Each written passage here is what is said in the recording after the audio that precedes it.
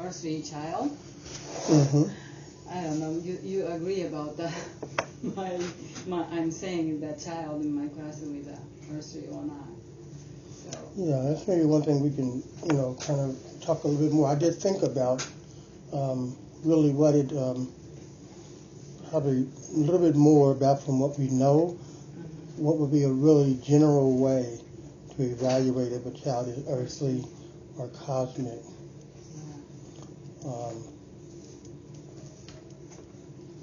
We talked about a lot of cosmic, what they're. Right, so we could talk a little bit more. I think I got a little insight about it based on what we've read in this book. What I was thinking we could do today is do a little bit of a review and then go through session 4, which is primarily about the senses.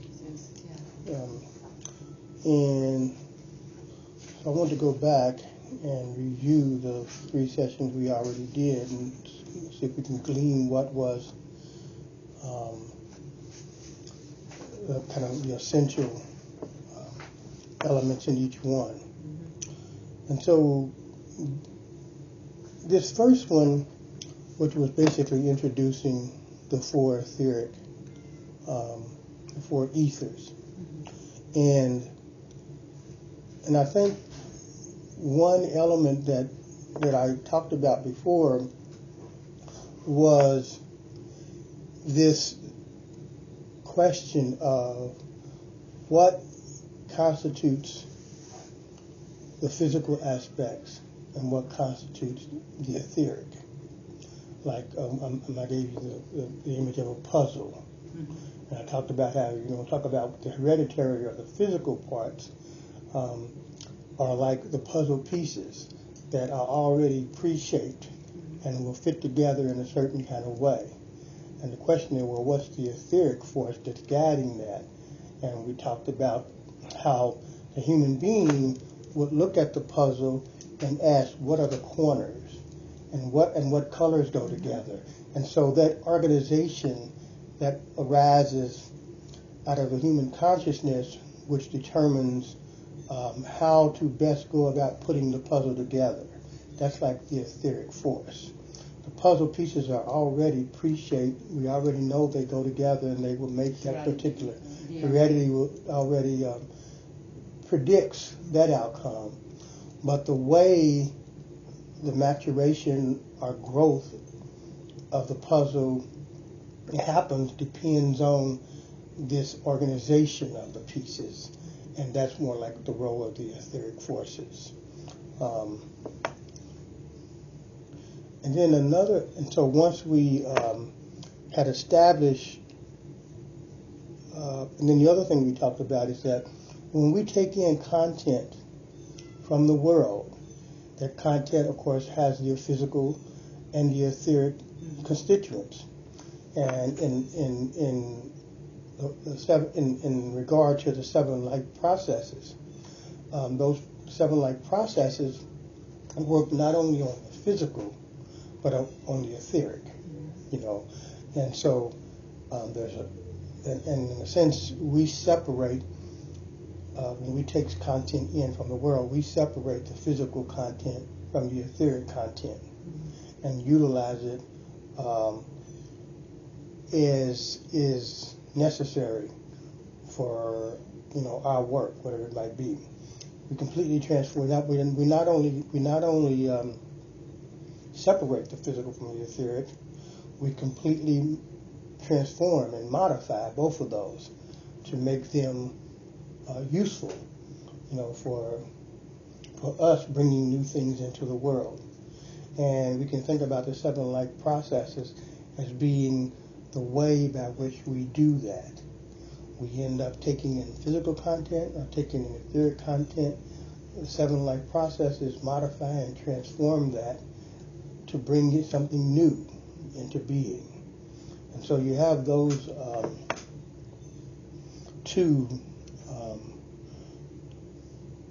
principles that we're kind of operating from. The first principle, to reiterate, is that the physical, the hereditary, and the hereditary predicts the maturation, but how the maturation comes about depends on the etheric. And then the other element is that those two, the physical and the etheric, are separated, and then the 7 life processes work on those, that world content that's either physical or etheric, to bring something new into being, you know. And so that's sort of what I think we got out of the first session. Do you have anything to add to that or questions? I think I was kind of like thinking about my simile, about you brought out the puzzle piece. More you are like your weight is more like etheric part, kind of. And then I kind of like thinking about the 7 life process. I don't know, for etheric part, I really couldn't bring more than what you said.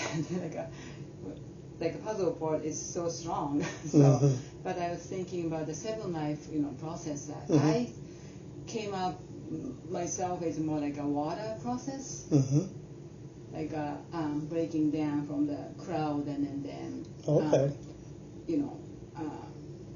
maintaining after breaking down. What is that?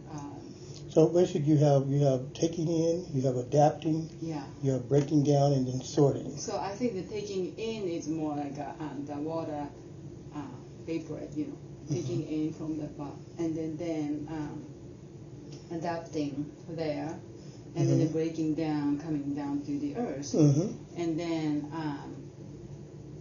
that's a maintaining. Right. Part is maintaining part is that some water goes to the ground or what river. So sorting too. Yeah, sorting too, and then finally goes into kind of like a really resources where you're going, going to the ocean, becoming something new. So trouble. Did you have the assembly? Did you have a part of the assembly that met with the growth part? Yeah, growth part is, I think it's, I don't know, going into the the water resource is like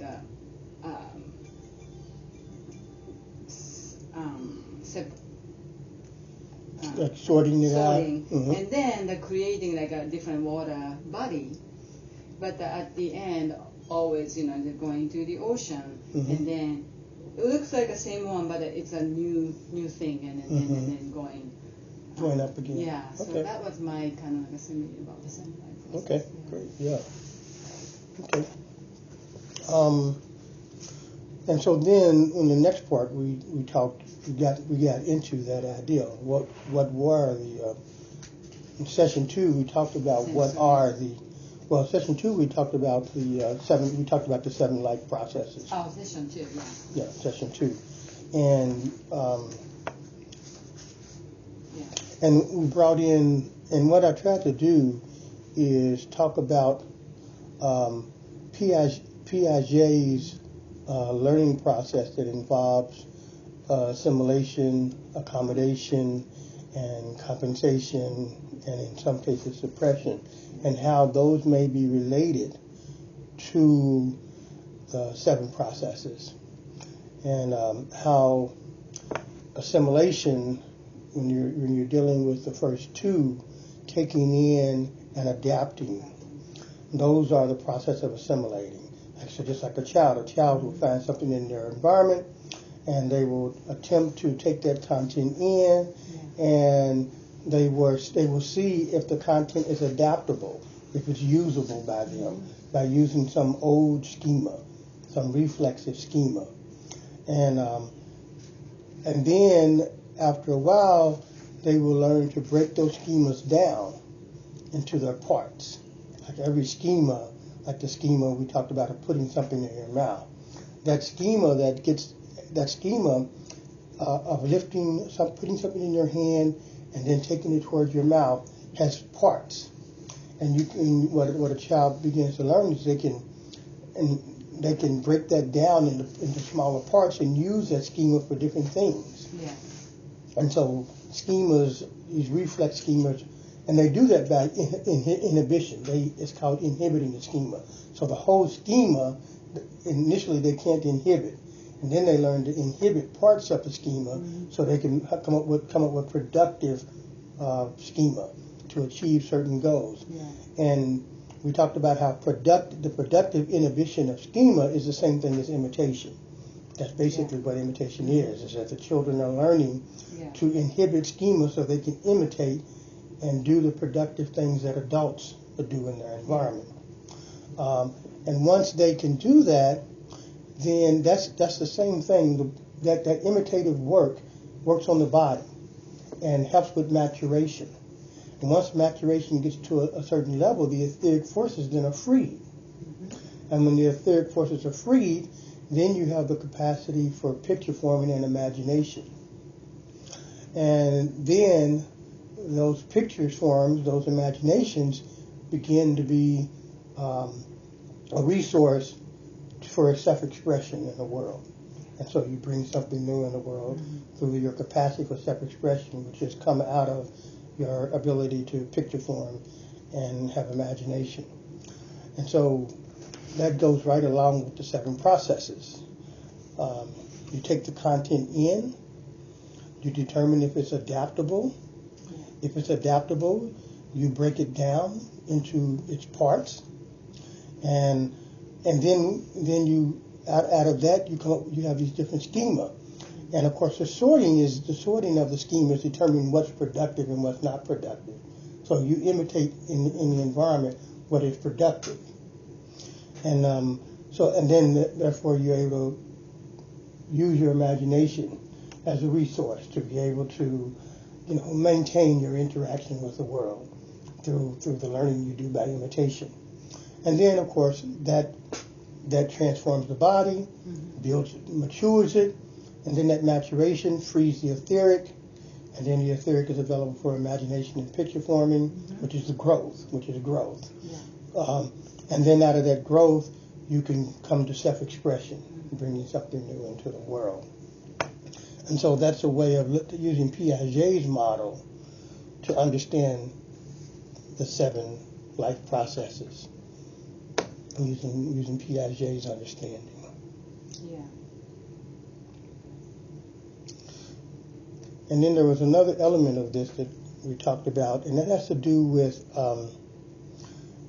in the case of the senses. The senses, you have a process that goes along where from an initial sense you develop some capacity for perception. Like for instance touch. The sense of touch gives the ability for the human being or the child to perceive boundary between things. And then out of the ability to perceive boundary, a child develops the capacity for correspondence. Like if I can perceive that these things are separate, they have boundaries between them. And so then I can correspond something to this and correspond something to this. It's like when we count. I count 1, I count 2. That's correspondence. And correspondence also works in other ways. It works in corresponding sounds of letters to pictures of letters. All of that's correspondence. And the development of that depends on touch. Touch leads to the development of a perception of boundaries and the capacity for correspondence, which then makes us able to achieve certain skills like counting or even phonetics. Phonetics depends on correspondence. I see a form of a letter, and I'm able to correspond that form to a sound. So those are skills. So we can't reach those skills though unless we have done this metamorphosis from the sense of touch to a perception of boundary, from a perception of boundary to the capacity for correspondence, and then from that capacity of correspondence to certain skills, academic skills that we are able to develop. And that's true for each of the 4 lower senses. For the sense of well-being, you have the perception of wholeness, or episodes. Like my own sense of well-being. When I begin to become aware of my own well-being, I also become aware of myself in time, because I know that I feel well or not well at a certain time. So And the example I always give is I can remember that in the morning I ate breakfast, and that becomes an episode in my life. It's a whole episode. And out of that sense of wholeness that develops first out of our own body's sense of well-being, we begin to develop the capacity for analysis. And what that is that analysis takes a whole and breaks it down into parts. And the way that shows up as a skill, it's like when we learn to read. We learn first. You might know the sound dog. Now that sound dog is a whole. I've heard it. That's all I know is I've heard it. It's a whole dog. But then I will be able to have the ability out of that whole to begin to associate that whole with certain parts that I've learned, like the letter sounds. And so I take the whole, which is dog, and then through my capacity for correspondence, I'm able to analyze that whole into its parts. So at the same time, if you hear the dog, and also you can imitate as a dog sound. Right. What I'm saying is that, no, I mean like if you're learning language, and one part of language you've learned is the word dog, then you've also learned to correspond letters with certain sounds. Then that wouldn't do you any good. Synthesis would mean I would try to take those letter sounds and put them together into words. That's one thing I could try to do. But that's not how we learn. Where we really learn is that we have to already have the whole in our own conscious language. So we already know the whole word dog. Yeah. And then we begin to have the ability to analyze that word dog and associate it with the parts that we have learned. And so in the case of well-being, we move from the sense of well-being to the perception of wholeness to the capacity for analysis. And then out of the capacity for analysis, we actually get the capacity to read and write, and to do math. Because that's how we teach math. We say 12 equals. 12 is the whole. And the child learns how to analyze 12 into parts. Okay. So is it also, we can say also periphery and a point? Or? Yeah. In a way, because you learn correspondence through touch, and then through your well-being, you learn about wholeness. Those two give you the capacity for analysis. You can look at the whole and look at the parts that you learn by correspondence and begin to associate them. And that's what we would call analysis, a skill of analysis. And then for movement, we have the perception of change. Like, the sense of movement leads to eventually the perception of change. And I gave you the example here. This example I gave you where you have these. Yeah. Well, if through movement is what allows us in the end to be able to perceive that there's change between these things. And that change then will give us the ability to perceive difference.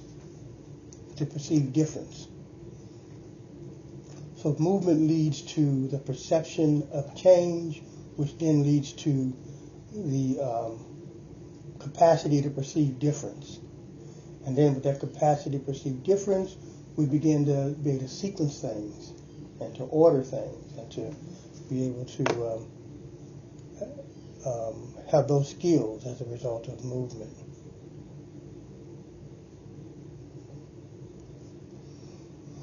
And then last but not least is a sense of balance. Out of the sense of balance, hold up, did I do that?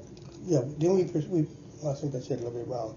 We perceive, balance gives us a perception of difference, actually. Comparison. Right. Balance, because that's what balance does, So balance comparison. that's that movement is that like see the change. Change, but what's cognitive capacity? Cognitive capacity for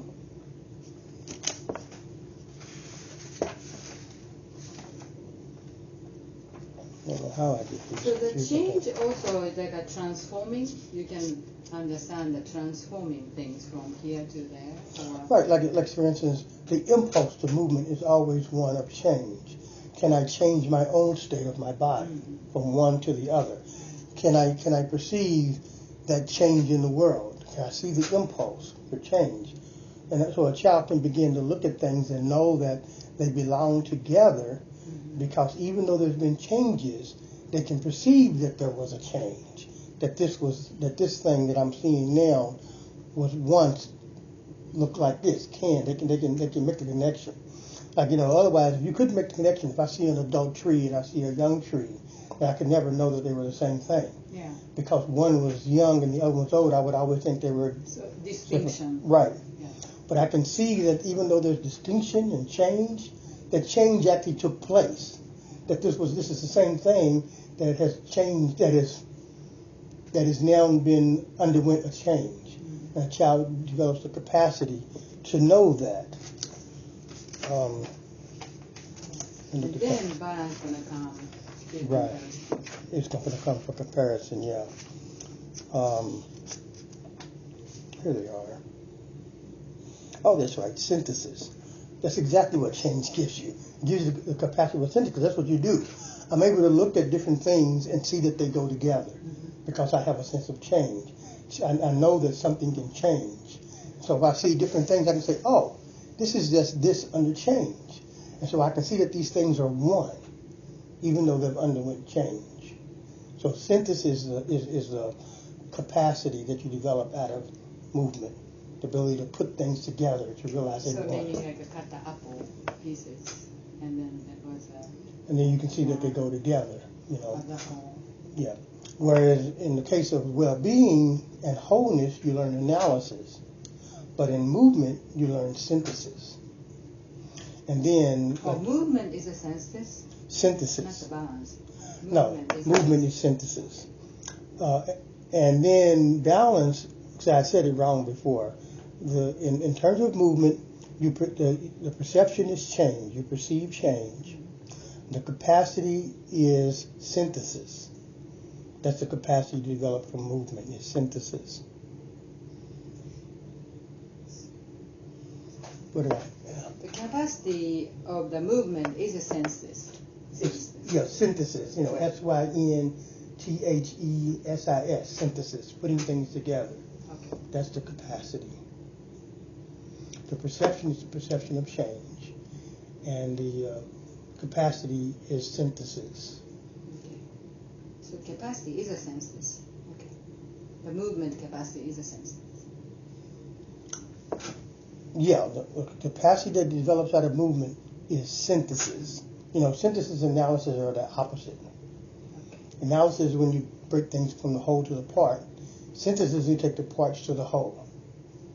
And so, in the case of well-being, you develop analysis. In the case of movement, you develop synthesis, your capacity for synthesis. And in the case of balance, you actually what you're able to perceive is not change. You perceive difference. You get the ability to perceive that things are different.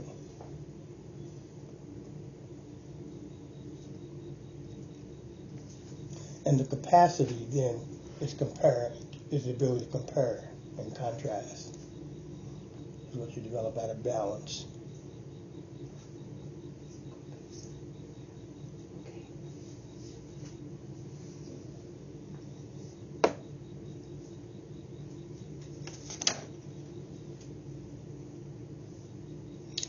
Then in session 3, do we have any more questions on that session? So that the movement perceived is a change, right? Mm-hmm. And the capacity is a synthesis. Synthesis, yes. Yeah.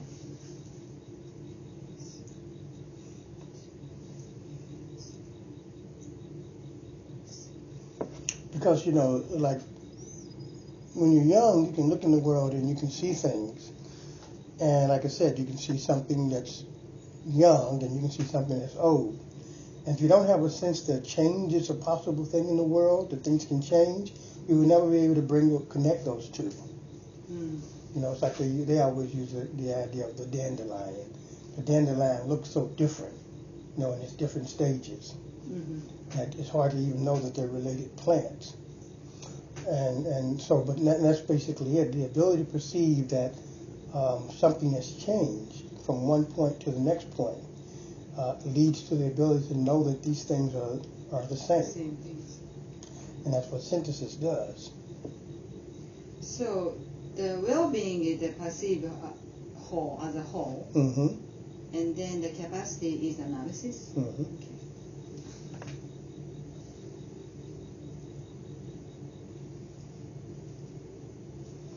And these develop actually, up the grades. In the first grade, you really need correspondence. So the sense of touch is important when you get to the first grade, because if you don't have correspondence, you can't do the first grade curriculum. The first grade curriculum is almost totally dependent on the ability to make correspondences between things. I correspond that this number 2 equals 2 things. I correspond that this letter A has the sound ah. So it's all correspondence mostly in the first grade. That's the capacity you need. And then, so you mean before, but they don't have that capacity before they come to first grade, or they're developing. They're developing it. Yeah. Well, no, they're developing that capacity as they're growing up in kindergarten. Oh, okay. So by the time they get to first grade, they should have the capacity for correspondence. They should have developed their sense of touch by first being able to perceive boundary, Mm-hmm. and then out of the ability to perceive boundary, they should have the capacity for correspondence. So that's happening in kindergarten. So by the time they get to first grade, if everything is worked well, they should have the ability for correspondence. If they don't have the ability for correspondence, then first grade is going to be really hard. And they will need that capacity more than any other in the first grade, at least in the way that we teach in the first grade. Some people bring that even earlier. But then in the second grade, they will more than anything need wholeness and the capacity for analysis, because that's how you develop number sense and language. Your sense of being able to write sentences and to read and to do math by the number sense. It's out of the whole. You got whole sentences that you've learned, you got whole words that you've learned, and you want to break those into parts. And you have whole numbers. That's why they call them whole numbers. And you learn to look at a whole number and break it into parts. And that's what you're doing in the second grade, is mostly analysis. And then in the third grade, you actually are learning to do synthesis. You're learning that you can put, like in the third grade, you're learning to read, but in the third grade, you're learning like about the action words, and you learn about the 4 kinds of parts of speech, and you learn that a sentence is supposed to have those 4 in it. So now you're learning how to put the parts. Yeah, and so you're learning how to put those parts together. That's called synthesis. So now you're learning synthesis, and also when you do long math, that's also synthesis, because what you're doing with long math, you have something parts, and you try to put them together to figure out what the whole is. So it's synthesis in the third grade, and that comes out of the sense of movement and the ability to perceive change. I still have some little hard time about when I read aloud that Steiner's sentence, Steiner's writing. Right. I'm not getting as a whole. Exactly. Right, exactly. Yeah.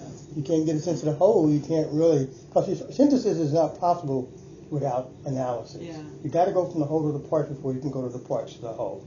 Yeah. And it's just, and that's one of the differences in the way we teach in mainstream education. Is a lot of times they do try to go from the parts to the whole. And we always go from the whole to the parts first.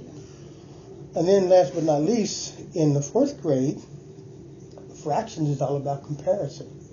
And so you have to have the capacity to compare and contrast to understand fractions. What's 1/4? It's a comparison. I'm comparing 4 to 1 or 3/4. So whatever, all this comparison. And you actually learn, even in your writing, in like botany, in the fourth grade is zoology. And what we do in zoology is that we compare all of these different animals to the human being. And so we want the children to contrast. What is this like in a human being? Or I even say, what is it like? And so we're using the capacity. By the fourth grade, we need to have the capacity for comparison when we start teaching science properly and everything. And so that's sort of a good kind of sequence to know. And you can talk to the teachers about your kindergarten about how your development of the 4 senses is going to lead to these capacities. So what is the decimal age? So decimals you go back to correspondence. What decimals are is a new correspondence. So you use certain kind of system all the way up to the 4th grade. And then in the 5th grade, they say, we're going to learn a new system now. So we're going to have to learn to correspond numbers to the decimal system now. And so you're going back to a higher level of correspondence. You're learning new, more complicated elements that you have to correspond. And so that's what you're doing in the 5th grade. Okay. Yeah, that's kind of like the lower sense is a good one for parents to understand for the future right. what's gonna really happen. Yeah, exactly. Yeah. And so then we got to session 3, which was really interesting. Because this session gives us something very important for understanding the difference between the cosmic and the earthy. Because it basically talks about what is the difference between the head and the wheel. Mm-hmm. And how the head is all about the emancipation of the human being, and the wheel is all about the maturation. Mm-hmm. And this is cosmic and earthy. The wheel part is the earthy, and the head part is the cosmic. Yeah. And it was related to the ethers, how the ethers have an inner and outer aspect. An inner aspect in the head, an inner to an outer aspect, and an outer to an inner aspect in the wheel. And so we looked at the warmth ether, and we saw that the warmth ether is inner, really in the center of the brain. Mm-hmm. And that's where warmth really is generated from. Whereas the warmth ether in the wheel is in the skin. So it's most outer. So it's outer. But really, though, the warmth ether in the skin when you're young, for a young child, in the body is unregulated. And it's actually not really very effective. And most of the warmth is coming from the head down. And eventually the head will regulate the warmth throughout the body. And then he talked about the light ether, which the light ether in the head is like the nerves themselves, the nerves and the gray matter of the brain. And the light ether in the wheel, let me make sure I get this right, are the senses. So you have this connection between the nerves and the senses. So you have this nerve sense being. Let me make sure, I want to check that right quick because I'm a little bit making sure that I'm not confusing. About the picture? The light ether, I'm pretty sure I'm looking at make sure it's not the chemical. I'm a little bit,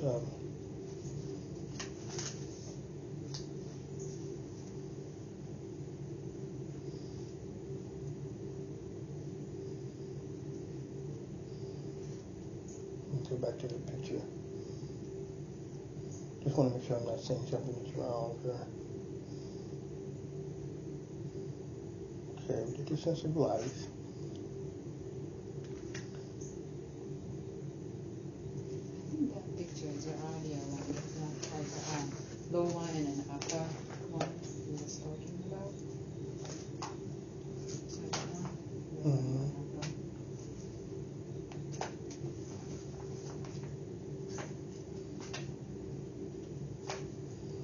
Here it is. Yeah, so does it say right here? This is and what does he say this one is, the light ether? Page 107. Okay, so the head is light ether is just this one, just before the brain. Mm-hmm. So no, I think brain itself, and then the worms right. is the brain stem. Right. And so then it's connected to the senses. I get it right. connected to the senses, because what you basically have, so you have the brain itself, the nerve organization, and then you have the sense organization. And so it comes through the senses, and in the brain, a mirror of the world through the senses is created for the soul. So I was correct. It is, so the light ether in the wheel, it's the senses. And it's the nerve organization in the head. And the chemical itself is the cerebral fluids. And then those cerebral fluids, of course, which have an impact on the muscular system for movement. And then the life ether, of course, is the skull. And then we went all the way inside to the bone for the wheel. And so that relationship was articulated. And it's very important, because we want to ask ourselves is, how are these ethers involving themselves in the incarnation of the cosmic impulse and facilitating the maturation of the hereditary impulses. So you have these two impulses, this incarnation of the cosmic impulses that are going to happen through the head forces, and the maturation of the hereditary forces. And so when we talk about the cosmic and the earthy, we're talking about basically if a child is earthy, that means that these maturation forces are predominating, and the emancipation or awakening forces are not. And so we look at a child. Basically, we can say this is the child is too awake, and the child is too sleepy, because all these forces in the wheel are unconscious, the maturation forces. So you can see a child doing the same behavior. So if I see a child who runs around the room and doesn't seem to be able to listen, then I got to ask myself, are they running around the room trying to get attention? Because if they're trying to get attention, that's heady, and that's cosmic forces. Yeah. But are they running around the room because there are unconscious impulses in the body that they just don't have control over? Yeah. And then that's earthy. So even though you're seeing the same behavior, you got to ask yourself, is it awake or is it sleep? Yeah. Is the behavior emerging out of the wakefulness of the child or the sleepiness of the child? Yeah. Yeah. So the child I'm talking about is like she the skill, she has a lot of skill, the physical skill to do things, but she doesn't have no boundary at all, no physical or no moral sense at all. So she just do things, everything.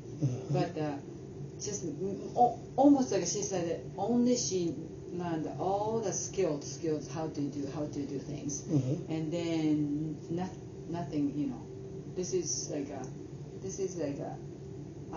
other child is here, and then what to do, those boundaries has nothing. And then today she just in the sandbox, and then her mom was just next to her, and the other child was just doing like showing the back and then doing something. She just walked to her with a red plastic shovel and just hit the head with no any connection. Right. And then also other times she went to drink water, and then assistant teacher poured the water and then they gave a cup, and immediately she was just pouring next child's head water. And so the question is it intensive or responsive? What that means is that is she receiving content, and in her physical body there's a response in her body, as opposed to an intention, And so to determine whether it's cosmic or rather earthy, is it just a response or is it an intention? It is kind of hard because she does have when she does have when she really understand about the emotional things, like when she started the school and then she didn't really want to go to extended care. Mm-hmm. So when we started second outside time, we started clean up. She already know where she's going, so she started crying already. Right. But the other times when she hit something, it's so impulsive. We have no idea when she hit other child, right, or how she does it. It's so random. Right. But at the same time, see you later. Bye. At the same time, when she get into the fight, of course, she also hit too. Right. Yeah. Yeah. She's in the cosmic person is trying to control their environment. Yeah. And you may want to be careful trying to fit her into a fold. Maybe she has some cosmic tendencies in certain situations and some earthy ones in others. But the cosmic person, like you said, when you gave the example of, she begins to know that it's going to be time to leave. So, and she doesn't want to go, then she just, I don't want to be in aftercare. So I need to try, my behavior is to try to control that outcome. Well, that's cosmic. Now, if it's just feeling, she just has a feeling, and is she responding out of the feeling, or responding out of, the picture? I don't want to be in aftercare, or does it make me feel? Or memory, or I have no idea. She's very young. She's even still 2. She's gonna be 3 December, end of December. Yeah. And then amazingly she understands that way. And then I think first that could be she has incredible that kind of a memory of things. First day she went to the extended care, and then I took her to the bathroom, and then after she just so fast. Just her movement is a kind of a pretty chaotic, It's not that she cannot do, but she can do a lot of things, but very chaos. When children praying, she just pull all those things, randomly. Mm-hmm. And then, so she went to the bathroom, and as soon as we just changed her diaper, mm-hmm. and then she just ran to the door. So I just hold the door. I said, we are going to wash hands first. So she turned and then tried to get quick onto the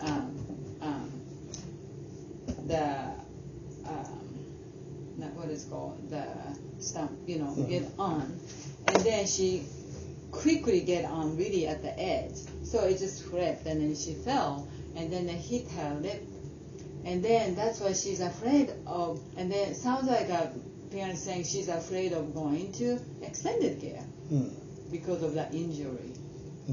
See, I would have to, I guess with this child, I would have to observe and give my own intuition about whether it's responsive or intensive.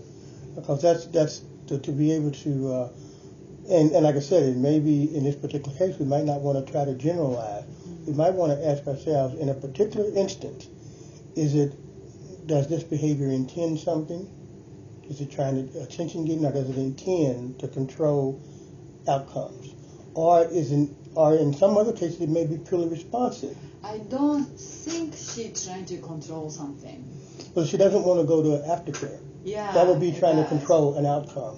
Her intention is to control the outcome. But if she's not trying to control the outcome, but really is responding to her fear, that would be earthy. Yeah, I think that's what I think, because she's not really controlling to, I don't want to go do this kind of things. It's just pure I'm scared. Mm-hmm. I'm kind of scared. I'm scared. Mm-hmm. So that's why I don't want to go.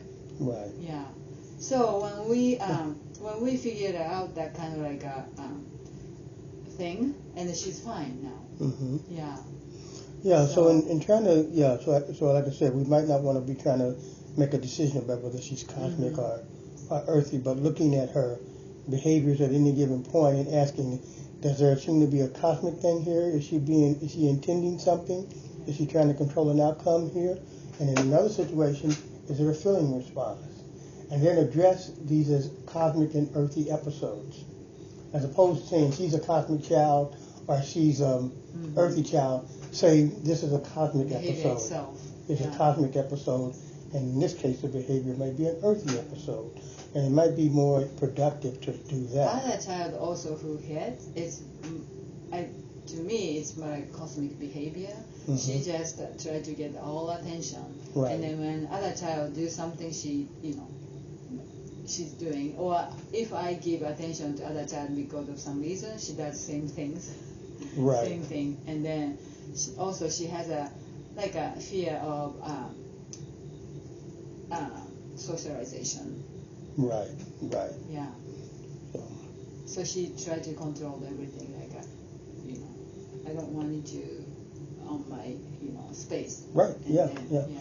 And that is pretty typical. I mean, that's Yeah. what cosmic children will tend to develop into bullies because they want to control Yeah. their space Yeah. and outcomes, and so they try to Yeah. have behavior that controls it. Yeah. You know.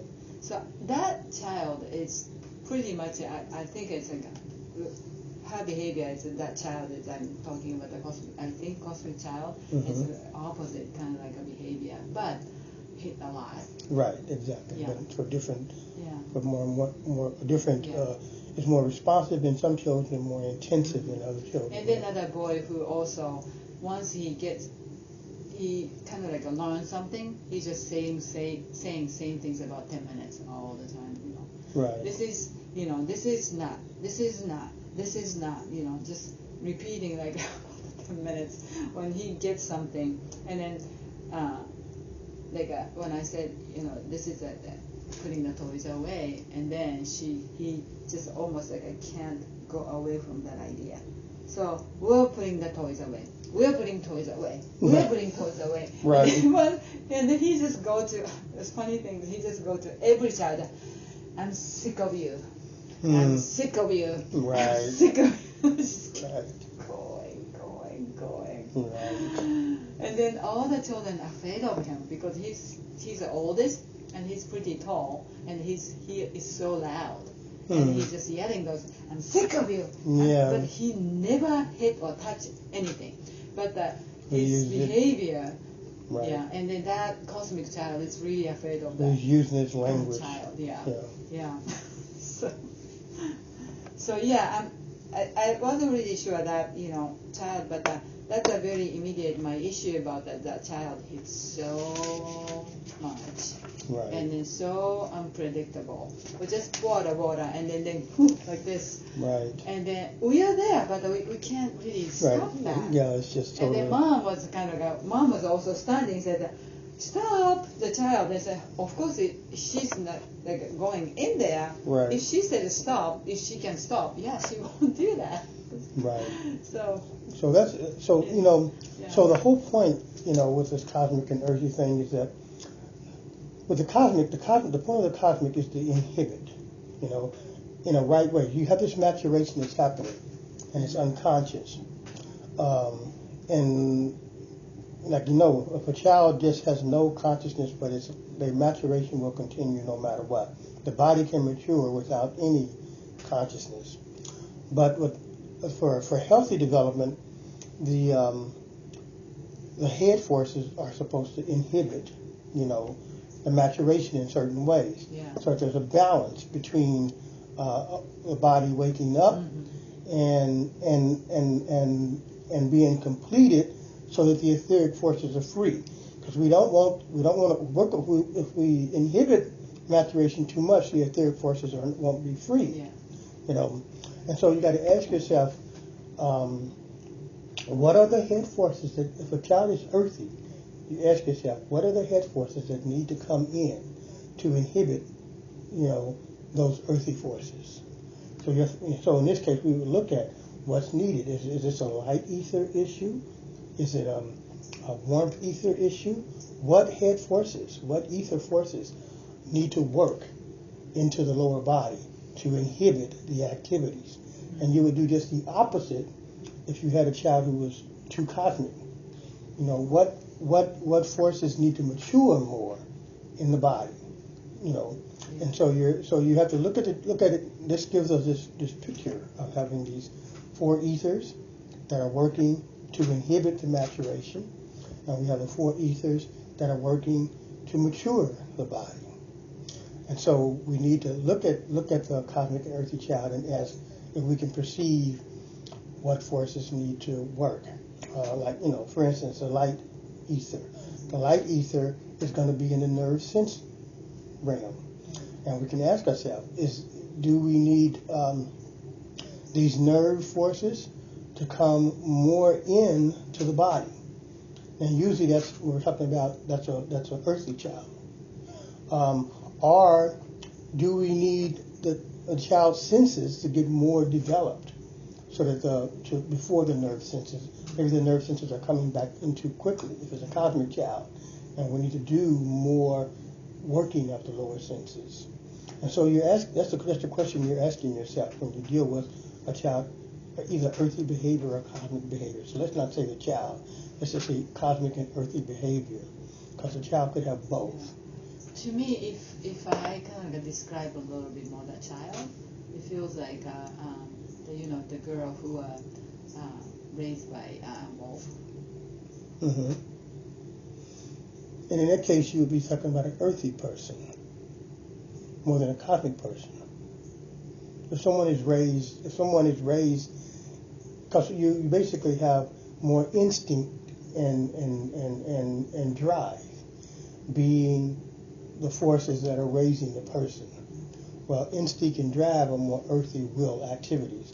And so a wolf can only raise a child, and a wolf can't help bring in the emancipation forces. They don't have those forces. Mm-hmm. We guide the emancipation forces of the cosmic person. Mm-hmm. So a child who's raised by a lower animal, you would think has to be more earthy. And so what has happened in that case, there's been an over-maturation of the child's instinct and drive. That's exactly I feel the child. They're over the child. Yeah. Right. It's the skill. Those what she can use body is way too much. Right. And then she cannot really distinct about. Right. Those dominate her in a way. Yeah. The physical potential. She's dominated by the physical potential, and just has to express it without the ability to inhibit it, based on emancipating themselves in the world. Yeah, so that's exactly what I see. And then, so I'm kind of trying to talk about the boundary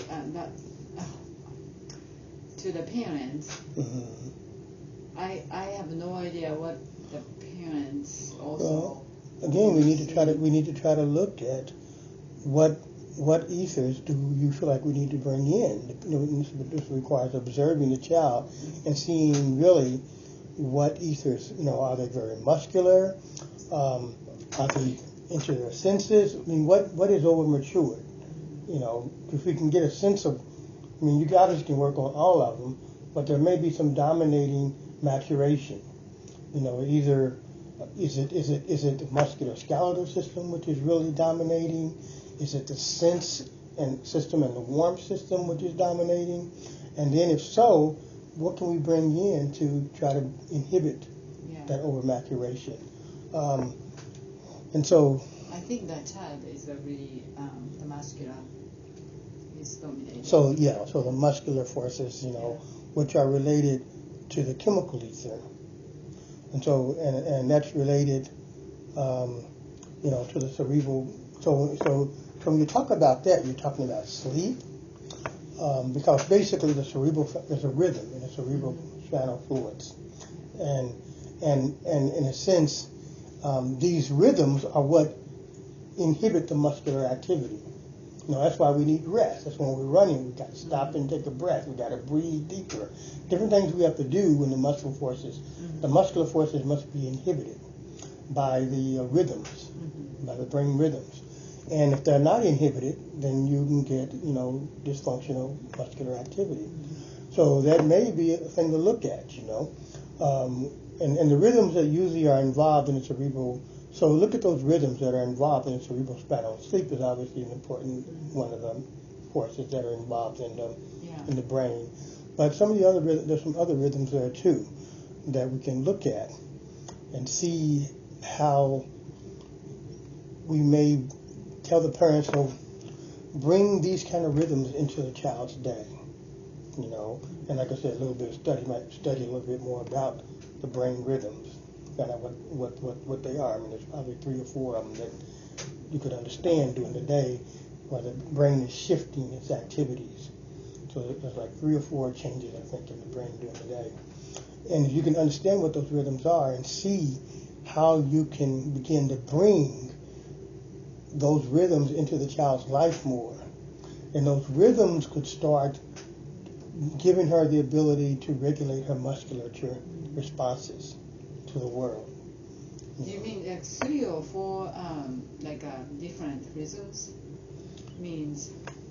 Well, like for instance, there's a sleep rhythm. Mm-hmm. Like they change as you grow up. Mm-hmm. From mostly around that age of 3 and 4, you know, we're talking about metabolic rhythms. She's not only 3 yet, so. Yeah, so look at her metabolic rhythms, Mm-hmm. and find out metabolic rhythms have to do with you know, the care of the body, eating, sleeping, Mm-hmm. those metabolic rhythms, and see if any kind of consciousness or attention can be brought to the metabolic rhythms at home. You know, do they have an eating rhythm that's the same time every day? You know, is the sleep the same time every day? Is there a morning ritual? That's what they say they do, but I think the time length of the sleeping time Mm-hmm. is maybe a little shorter. She goes to like 9:30 bed. So Right. I suggested that one is already, you know, can you bring that time? So they are going to bed 8 o'clock and then try to aim. She goes to sleep at 8:30. Mm-hmm. So they changed that. But And there's also a question of how you yeah. come into that time too, Mhm. of course. Yeah. So I asked about that. What is your rhythm, you know, going to the sleep? Do you have a very regular, everyday, you know, regular? And then they said, yeah, you know, take a bath and then meet and then, you know, Mm-hmm. they are doing it. Yeah. They said, yeah. So, you know, but I would, you know, I mean, without observing the child, I would still, from what you have told me, I would say, look at those elements to try to see if there's an intervention. And see, the thing is, you won't, it's hard to, I mean, I would have to study a little bit because there's different ways that those rhythms do impact our life. Like they know that if, like sleep deprivation, are not having REM sleep, depending on how you go and sleep. These things then manifest during the day in our lives. Yeah. You know. They said that she's recently she's been doing a lot of nightmare, like in waking in the middle of the night and crying. Right. Yeah. So I think, and that's definitely when we talk about dream life for a young person, and that dream life is definitely coming up out of the visceral. For young people, dream life is basically that. It's the muscles and also the nerves, but it should be more the muscles, but it can be the nerves. If it's a concentrated child, then it can get to be more the nerves. And basically, it's like you're saying, these muscles are creaking and doing things in the night, and whatever they do in the night manifests as dream life. You know, it's kind of like when you eat too much. It can your digestive process, but there's also processes in the muscle that can manifest in dream life. And so, if it is overmaturation in the muscles, then yeah, the interruptions of our sleep life would be part of it. I mean, that's what happens for people who have, you know, people who have that problem of what do they call it, neuropathy and things like that wakes them up. I mean, there's actually adult, you know, pathologies associated with, you know, muscle stuff also, you know, an interruption of sleep. So you know, that's, I think, well, from what we've said, I think I would, in terms of looking at your children, I would say, don't even think of cosmic and earthly children. Think of cosmic and earthly behavior. And then asking yourself, in terms of which one of those see, I think a simple paradigm is to look at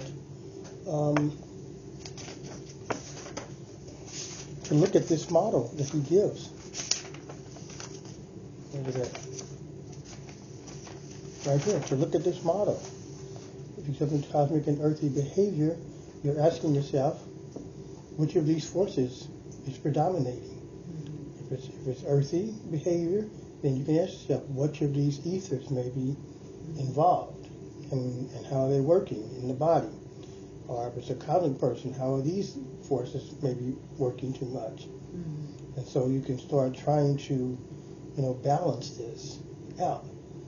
So if her case, the chemical ether, the muscle is Mm-hmm. developing too much, and then Well, up here, the chemical ether is the rhythms of the brain, mm-hmm. which is the cerebrospinal fluid, those Yeah. movements of the fluids in the brain. Now, this is supposed to be inhibiting this development, and if it's not inhibiting it. Mm-hmm. So you need to ask yourself, how can you enhance the influence of this chemical ether on this one? And then the other child is the opposite. Right, the other child would mean that these are over-inhibiting and this muscle maturation hasn't taken place. Mm-hmm. And so this person may be really fanatic about rhythms and things like that. And they may talk about them all the time, They may be a fanatic about these. Yeah, mom said she always already reporting, I hit someone today, or I did someone today. She always report that to me. Mm-hmm. So we just gonna say that lower chemical and then upper chemical. Mm-hmm. Just compare that. Right. And of course, when you think about what you're going to do, remember the tools of these are the processes. Mm-hmm. So in a way, if you really want to say develop an outline of what you would do, you would ask yourself, how are you going to work with the taking in aspect Mm-hmm. around chemical ether? Yeah. How are you going to work with the adapting, the warming and cooling aspect? So really, because that's what he says, these 7 life processes are the tools of these. Mm-hmm. So when you think about what you're going to do with a chemical ether, you think about how are you going to facilitate this process to carry out the change in either one of these that you want to change. And then I think it also makes sense about the chemical ether in rhythm and sleeping, because the family it changed.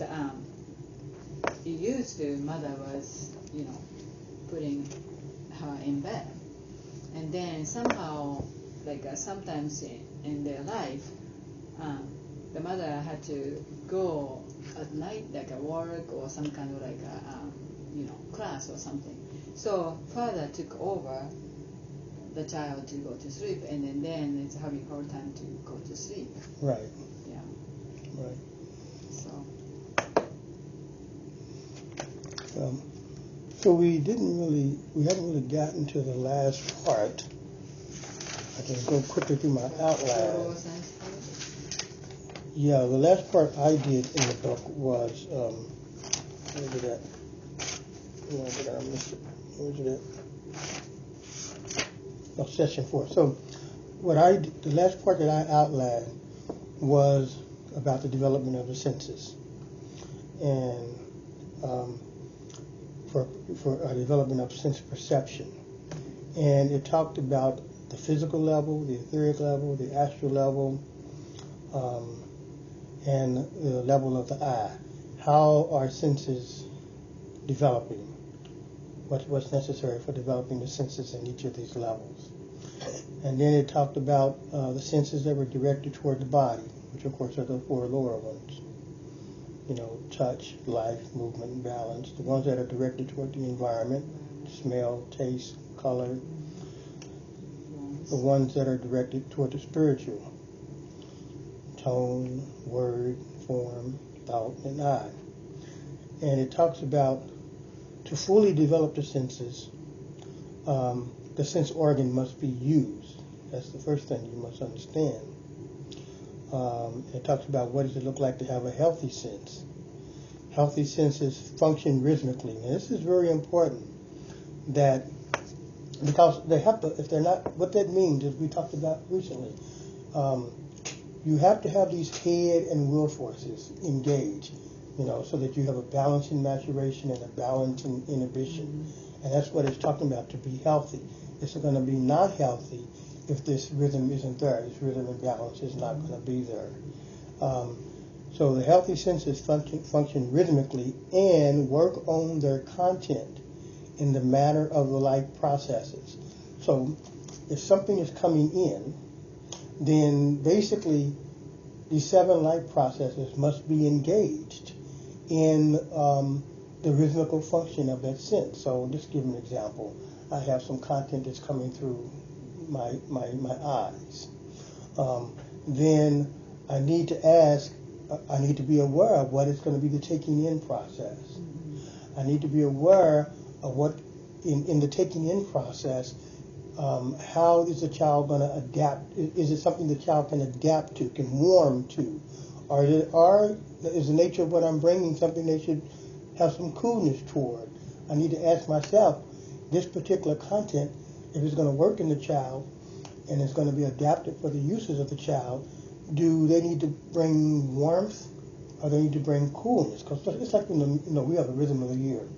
And we do things that in the wintertime that have to require coolness, like we do the most of the academic work in the rhythm time, in the wintertime. And then the more physical things in the warmer months. So everything doesn't require warmth. Some things to work well require coolness. And so we got to know ourselves what best adapts the child to the content or adapts the content to the nature of the child. And then we got to ask ourselves, how is this going to be broken down? For example, that may be the story I tell.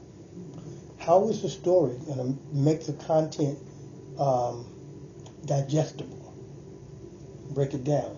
So if I bring the wrong story or don't bring a story, then it might not be digestible. Story is one of the major ways we make what we teach the children digestible, the content of the world digestible. And so we got to know, have we brought something in to make this digestible? And then we got to know, how is it going to manifest in their own play?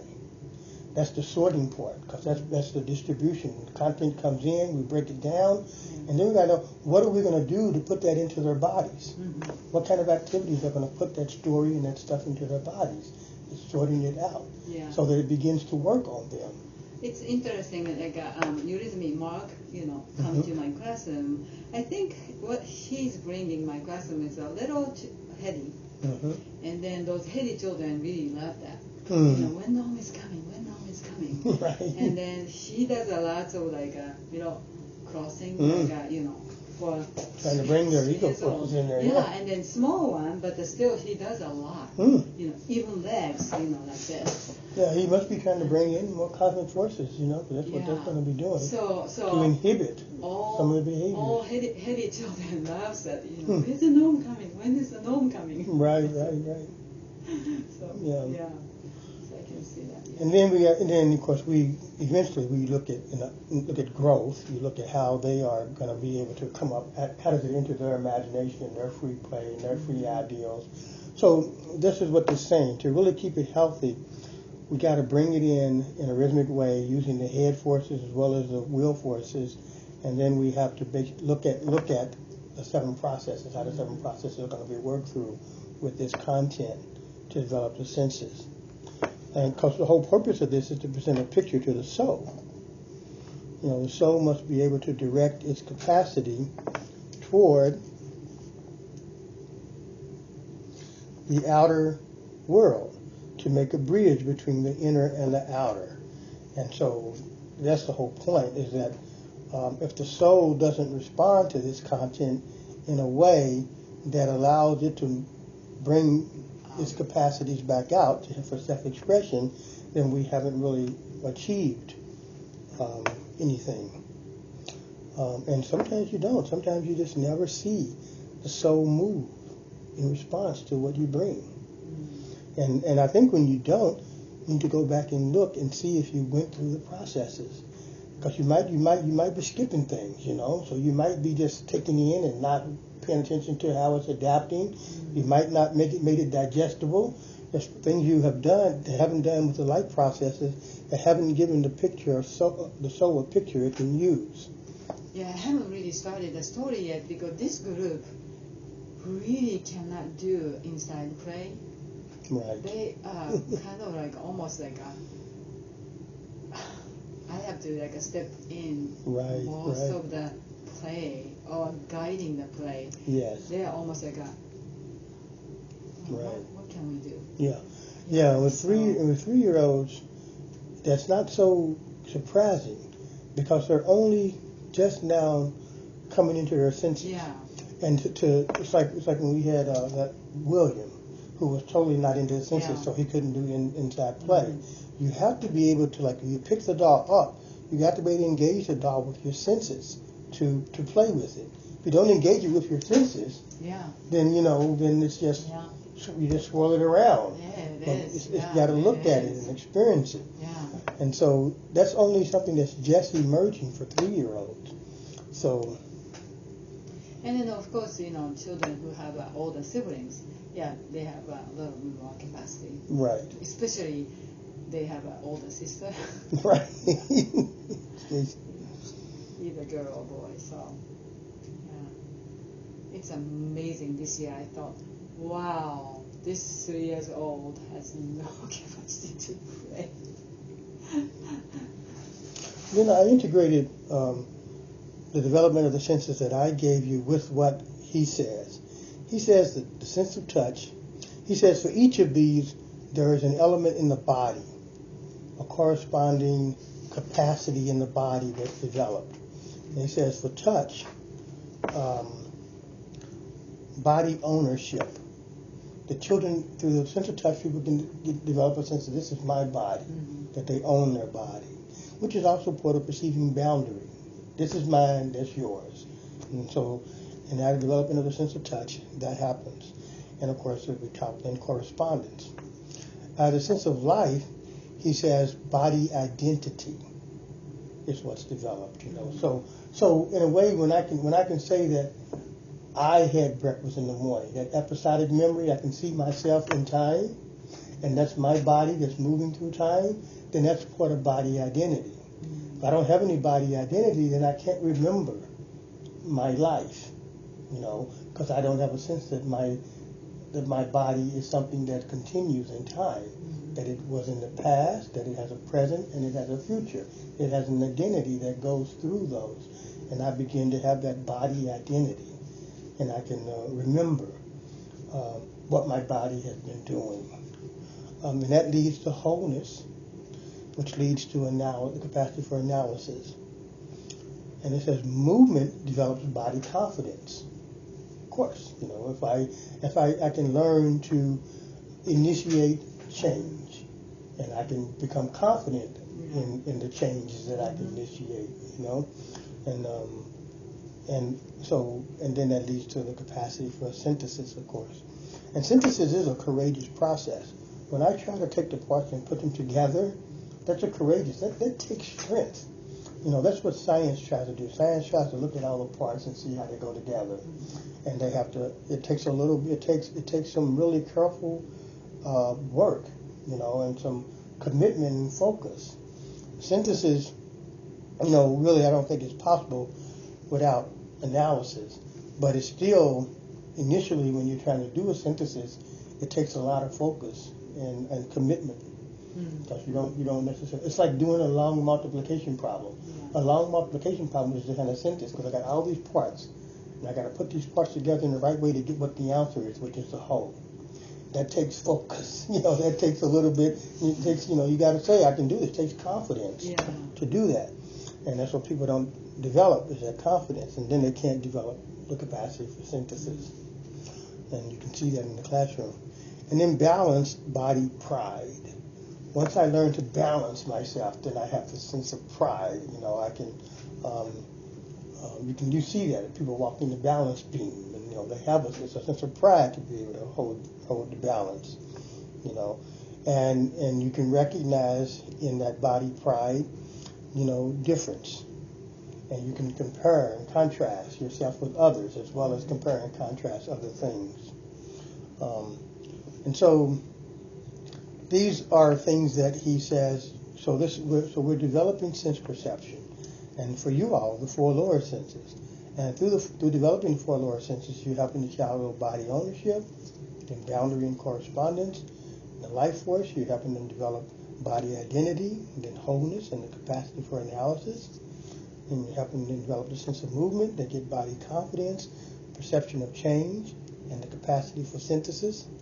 And then in balance, they develop body pride, perception of difference, and the capacity to compare and contrast things. So I think there's a good paradigm here for really doing some detailed analysis of the earthy and cosmic influences in a child's behavior, by using this model. If I can reiterate, so what you basically would do when you stand before a child, you would ask yourself, is this child, are the head forces or the will forces predominating? That's basically, and one other way to say that is the child intending something or are they responding?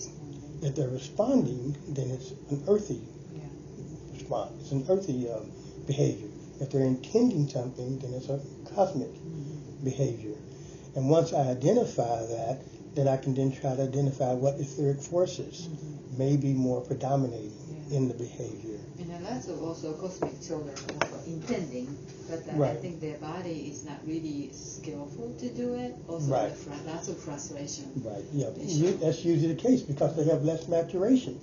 A cosmic child is inhibited their maturation, so they usually have big intentions, but they don't. They have a weaker body usually. Whereas the earthy children usually have good maturation but less control. And we're trying to help them find a balance as long as make that tendency healthy. It's not like we don't want to be cosmic children. Some people are cosmic, and that's their destiny to be cosmic. Others earthy, but it can be unhealthy. And we need to be able to help them process the content of the world, in a way that's more fuller. And so, in that sense, we want to look at the 7 processes and say, is there maybe something? Are they not digesting the content? Is there a problem in adapting it? Is that the problem? Is it an issue of breaking it down?